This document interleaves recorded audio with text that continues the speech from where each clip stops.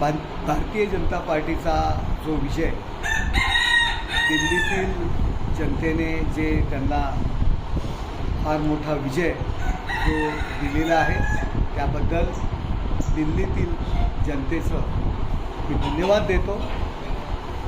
जो स्वतःला फार मोठा नेता समजत होता,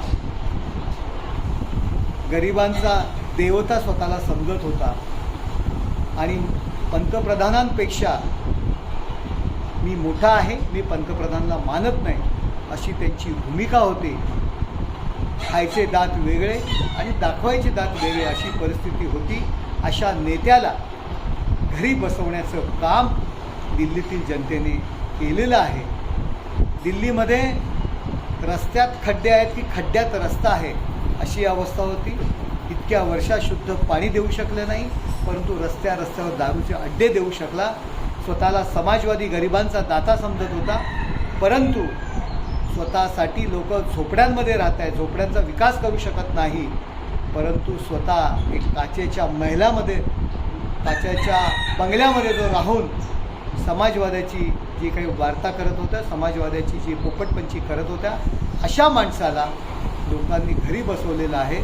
आणि काँग्रेस ज्या दिल्लीमध्ये बसून ज्यांनी देशावरती राज्य केलं, गांधी घराणं जे दिल्लीमध्ये बसून त्या संपूर्ण देशावर राज्य करत होतं, त्याच दिल्लीमध्ये राहुल गांधी यांना त्यांनी घरी बसवलेलं आहे। पुन्हा इटलीकडे पाठवण्याकरता आपल्या आजोळी पाठवण्याची व्यवस्था दिल्लीतील जनतेने त्यांच्यावर आणलेली आहे। त्यामुळे दिल्लीतील जनतेने मी आभार मानतो। याचं पूर्णपणे श्रेय माननीय पंतप्रधान नरेंद्र मोदी हे देशासाठी करत असलेले काम, अमित भाई शाह आणि JP नड्डा यांचं नियोजन याला मी देतो।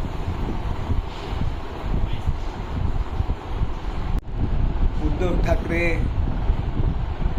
साहेब म्हणेल त्यांना फोडाफोडीची डोकी फोडण्याची भाषा करतायत। जेव्हा मुद्दे संपतात ना तेव्हा माणूस मुद्द्यावर येतो। अहो, परंतु हे डोके फोडण्याकरता, दगड मारण्याकरता सैनिक राहिलेत कुठे तुमच्याकडे? तुम्ही तर तुमची जी संघटना आहे, तुमची जी सेना आहे हिंदुत्ववादी विचारांची, ती त्या राहुल गांधींच्या दरवाजाच्या बाहेर गहाण ठेवलेली आहे। तुम्ही जो हिंदुत्ववाद सोडलेला आहे, बाळासाहेबांचा विचार सोडलेला आहे, त्यामुळे जे आता उरलेले शिवसैनिक आहेत ते तुम्हाला सोडून चालले। रडारड करत होता, रिकाम्या बॅगा घेऊन वर्षामधून बाहेर पडलात, 10 दिवसांनी नवीन भरलेल्या बॅगा घेऊन गेलात, हे लोकांच्या लक्षात आलेलं आहे। आणि त्या सहानुभूतीच्या लाटेवरती जे शिवसैनिक आतापर्यंत तुमच्याबरोबर शिल्लक राहिले होते त्यांनासुद्धा आपली भूमिका समजलेली आहे। जो हिरवा झेंडा, हिरवा फेटा आपण जो बांधलेला आहे तो लोकांच्या लक्षात आला आहे। त्यामुळे सर्वजण तुम्हाला सोडून चाललेले आहेत। अहो, लोकप्रतिनिधी कशाला तुमच्याकरता राहतील? त्यांच्या खालती जनता जर त्यांच्यासोबत राहणार नसेल तर ते कशाला तुमच्यासोबत राहतील? सर्वजण तुम्हाला सोडून जाणार आहेत। जे खासदार लोकांमधून निवडून येतात त्यांना 10-10 वेळा मीडियासमोर उभे करता। काल दिल्लीमधील अतिशय वाईट अवस्था उभाटाच्या खासदारांची होती। मीडियामध्ये बातम्या आल्यानंतर सगळ्यांना संसदेतून बोलवून घेतलं गेलं।